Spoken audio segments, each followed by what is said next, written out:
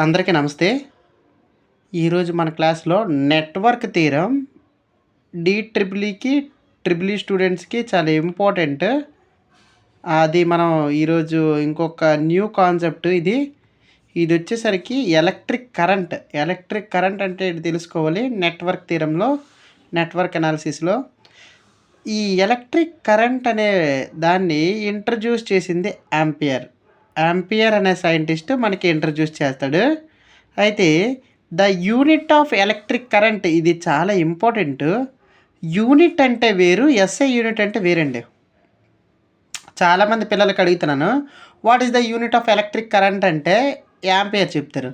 What is the SI unit of electric current అంటే ampere చెప్తారు. రెండు ఒకటి కాదు, దానికి చిన్న డిఫరెన్స్ ఉంటుంది. ఇది చెప్పకూడదు అంటే చెప్పొచ్చు, కానీ ఇంకా బ్రీఫ్లో చెప్దాం. ఓకేనా? ఇంతకీ ఎలక్ట్రిక్ కరెంట్ అంటే ఏంటి సార్, అంతే కదా? ఇది 2 మార్క్స్కి అయితే అడుగుతున్నాడు. జేఈఐఐటీలో దీనికి ఒక ఫార్ములా ఉంటుంది, దాని మీద బేసిక్ చేసుకుంటూ మనకి ఇంపార్టెంట్ అయిన క్వశ్చన్స్ అనేవి అడుగుతున్నాడు. సేమ్ అలాగే గేట్ ఎగ్జామ్కి కూడాను ఇలాగే అడుగుతున్నాడు. కాబట్టి ఒక్కసారి ఈ ఎలక్ట్రిక్ కరెంట్ అంటే ఏంటి చూద్దాం. ఇది నెట్వర్క్ అనాలిసిస్లో చాలా ఇంపార్టెంట్ టాపిక్. చూడండి, కరెంట్ ఎప్పుడు కూడాను హయ్యర్ పొటెన్షియల్ అంటే పాజిటివ్ నుంచి లోవర్ పొటెన్షియల్కి ట్రాన్స్ఫర్ చేస్తుందని తెలుసు.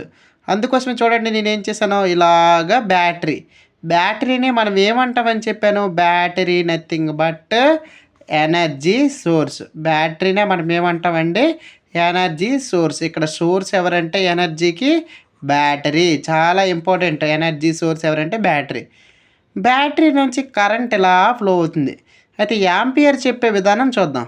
ఇలాగా మూవ్ అవుతుంది, మూవ్ అయ్యి బల్బులోకి వెళ్తుంది. బల్బులోకి వెళ్ళి ఇలాగనో ఇక్కడ ఏ అని పెట్టాను. ఇక్కడ ఏ అని పెట్టానంటే ఇక్కడ యాంపియర్ మీటర్ అని అర్థం. అంటే ఈ యాంపియర్ మీటర్ ఏం చేస్తుంది అనుకున్నారు, ఈ సర్క్యూట్లో ఎంత అయితే కరెంట్ ఉందో దాన్ని మెజర్ చేసేది అమ్మీటర్ అయినా అనొచ్చు, లేదంటే యాంపియర్ మీటర్ అని కూడా అనొచ్చు. కరెంట్ని మెజర్ చేసే డివైస్ ఏమని అడిగితే మీరు ఏమని చెప్తారు, ammeter is a electric device and it is measure the overall circuit flowing through the current ఎంత ఫ్లో అవుతుందో ఒక సర్క్యూట్లో మనకి మెజర్ చేసే డివైస్ ఎవరైనా ఉన్నారంటే అది అమ్మీటర్ ఇలాగ ఫ్లో అయ్యి అమ్మీటర్ నుంచి కరెంట్ ఎంత వచ్చిందో మనకి ఇక్కడ క్యాలిక్యులేట్ అవుతుంది. ఇలాగొచ్చి బ్యాటరీ యొక్క నెగిటివ్ టెర్మినల్లోకి వెళ్ళిపోతుంది కరెంట్. అయితే చూడండి, ఇక్కడ స్విచ్ క్లోజ్ చేశాను, అందుకోసమే దీన్ని ఏమని చదువుతాం, క్లోజ్డ్ సర్క్యూట్లో బ్యాటరీ ఉంటే బల్బ్ ఏమవుతుంది, గ్లో అవుతుంది. చూసారా, బల్బ్ గ్లో అయినట్లు వేసాను. ఎస్టర్డేకి ఓపెన్ సర్క్యూట్, క్లోజ్డ్ సర్క్యూట్ విన్నారు కదా. ఇప్పుడు క్లోజ్డ్ సర్క్యూట్ అంటే అర్థమైందా, అంటే కరెంట్ అనేది ఇలా ఫ్లో అయ్యి బల్బులోకి వెళ్ళి బల్బ్ నుంచి ఇలాగ సర్క్యూట్ నుంచి వెళ్తుంది. అయితే దీని నుంచి ఎవరు వెళ్తున్నారు, కరెంట్ అంటే ఫ్లోయింగ్ టు ఛార్జ్. ఎవరు వెళ్తున్నారు నాన్న, ఛార్జ్. నిన్న కాన్సెప్ట్ ఛార్జ్ ఎందుకు చెప్పానంటే దీని గురించి. ఛార్జ్ అనేది ఫ్లో అవుతుంది అనమాట ఈ సర్క్యూట్లో ఇలాగా. దీన్నే మనం ఎలక్ట్రిక్ కరెంట్ అంటాం. అయితే ఇక్కడ చూద్దాం definition. The amount of charge passing into electric circuit. ఈ సర్క్యూట్లోన ఎంతో కొంత ఛార్జ్ అనేది ఫ్లో అవుతుంది, దాన్నే మనం ఏమంటాం, ఎలక్ట్రిక్ కరెంట్. అంటే ఈ సర్క్యూట్లో మనకి ఎంతో కొంత ఛార్జ్ అనేది ట్రావెల్ చేస్తుంది కదా. ఇక్కడ నుంచి ఇక్కడికి ఎవరు ట్రావెల్ చేస్తున్నారు, ఛార్జ్. ఏ ఛార్జ్ ట్రావెల్ చేస్తుంది, ఏది కాన్స్టెంట్గా ఉంటుందో మనకు తెలుసు. యాటంలో ఒకవేళ గుర్తుపెట్టుకోండి, ఇలాగా యాటంలో న్యూక్లియస్ చుట్టూ ఎలక్ట్రాన్సే ట్రావెల్ చేస్తాయి. అంటే ఎలక్ట్రాన్స్ మాత్రం మూవ్ అవుతాయి, ప్రోటాన్స్ స్టేబుల్గా ఉంటాయని చెప్పాను కదా. సేమ్ అలాగే ఇక్కడ ఎలక్ట్రాన్స్ మాత్రం ఫ్లో అవుతుంది. The rate of flow of electron అని చెప్పొచ్చా. The rate of flow of electron అంటే ఫ్లో అయ్యేది ఎవరు, ఇక్కడ electrons, is called electric current. అది కూడా రాసుకోవచ్చు. చూడండి ఇక్కడ రాశాను, the rate of flow of charge లేదా ఎలక్ట్రాన్స్. దీన్నే మనం ఏమంటామంటే electric current. Identification letter of electric current ఈసీ అని రాశాను. ఎలక్ట్రిక్ కరెంట్ అంటే ఐ అనే లెటర్తో ఐడెంటిఫికేషన్ చేస్తాం. ఐ అంటే ఏంటి సార్ ఇంతకీ, సి అనే దాంతో ఎందుకు ఐడెంటిఫికేషన్ చేయలేదు. ఐ అనే దాంతో ఐడెంటిఫికేషన్ చేయడానికి కారణం అంటే ఐ అంటే ఏంటంటే ఇంటెన్సిటీ ఆఫ్ కరెంట్. ఇంటెన్సిటీ అంటే ఏంటి సార్ మళ్ళీ డౌట్. అంతేనా? ఇంటెన్సిటీ ఆఫ్ కరెంట్ అంటే ఇంటెన్సిటీ అంటే తీవ్రత చాలా ఎక్కువగా వెర్చువల్గా రియాక్ట్ అవుతుంది అనమాట, వేగంగా రియాక్ట్ అవుతుంది కాబట్టి కరెంట్ అనేది. ఫర్ ఎగ్జాంపుల్ మనం పట్టుకోగానే మనకి షాక్ వెంటనే రియాక్ట్ అవుతుంది కాబట్టి దీని ఇంటెన్సిటీ అంటాం. ఇంటెన్సిటీ అంటే హైలీ రియాక్ట్ అని అర్థం. ఓకేనా? అందుకోసమే ఐ అనే లెటర్తో ఐడెంటిఫికేషన్ చేసాం. అయితే ఫార్ములా చూడండి, I = Q/T. ఈ ఫార్ములా ఎక్కడి నుంచి రాలేదు. ఎప్పుడైనా మీకు ఇలాగ ఇచ్చేటప్పుడు ఏదైనా ఎక్కడైనా ఇన్ ఫిజిక్స్లో రేట్ ఆఫ్ ఫ్లో ఆఫ్ అన్నాడంటే ఇక్కడ ఎవరైతే ఇచ్చాడో దాని కిందన టైం వస్తుంది. ఎప్పుడైనా గుర్తుపెట్టుకోండి, ద రేట్ ఆఫ్ అన్నప్పుడు దేని కింద అయినా ఎవరు ఉంటారు?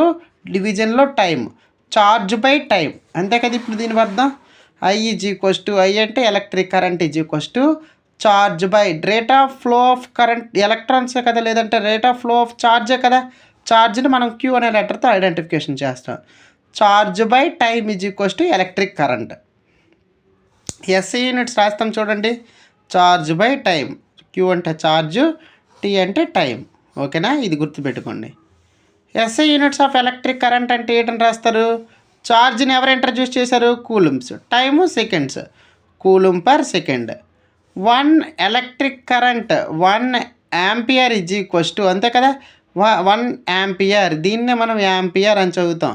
ఎలక్ట్రిక్ కరెంట్కి యూనిట్స్ యాంపియర్ అని చదవచ్చు కదా. 1 యాంపియర్ 1 కూలుమ్ పర్ సెకండ్. ఇది కూడా ఒక ఫార్ములా.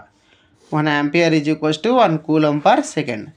ఇక్కడ ఫార్ములా ఏంటొచ్చింది మనకి? I charge by time. ఇప్పుడు మీకు సమ్ ఒకటి అడుగుతాడు. ఇన్ ఏ సర్క్యూట్, ఒక సర్క్యూట్లో చార్జ్ పాసెస్ ఇంటూ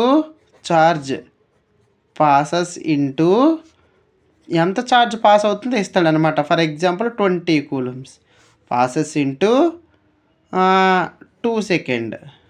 2 సెకండ్లో ఛార్జ్ పాస్ అవుతుందంట. హౌ మచ్ కరెంట్ ప్రొడ్యూస్ అని అడుగుతాడు. హౌ మచ్ కరెంట్ ప్రొడ్యూస్, ఎంత కరెంట్ ప్రొడ్యూస్ అవుతుంది అని అడుగుతాడు. అప్పుడు మనం ఏం చేస్తాము? I Q/T ఫార్ములాలో సబ్స్టిట్యూట్ చేస్తాం.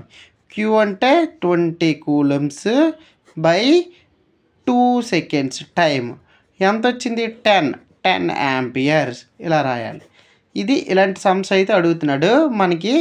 ఈ వీడియో నచ్చింది అనుకుంటున్నాను నేను, చాలా ఇంపార్టెంట్. ఇలాంటి సమ్స్ మరొక కొన్ని చేద్దాం. కాకపోతే ఇంకా కాన్సెప్ట్స్ చాలా ఎక్కువగా ఉన్నాయి కాబట్టి మన నెట్వర్క్ థియరంలో మీకు ఎలక్ట్రిక్ కరెంట్ అంటే అర్థమైంది అనుకుంటున్నాను. ఒక్కసారి చూడండి. ఓకేనా? ద అమౌంట్ ఆఫ్ ఛార్జ్, ఎంతో కొంత ఛార్జ్ ఫ్లో అవుతుందంట ఎలక్ట్రిక్ సర్క్యూట్లో. దాన్నే మనం ఏమంటామంటే ఎలక్ట్రిక్ కరెంట్ అంట, లేదంటే the rate of flow of charge. Flow of ఛార్జ్నే మనం ఏమంటామంటే ఎలక్ట్రిక్ కరెంట్ అంట. Thank you friends, thanks for watching. మీకు ఎవరైనా ఫ్రెండ్స్ ఉన్నట్లయితే వాళ్ళకి షేర్ చేయండి, సపోర్ట్ చేయండి. Thank you.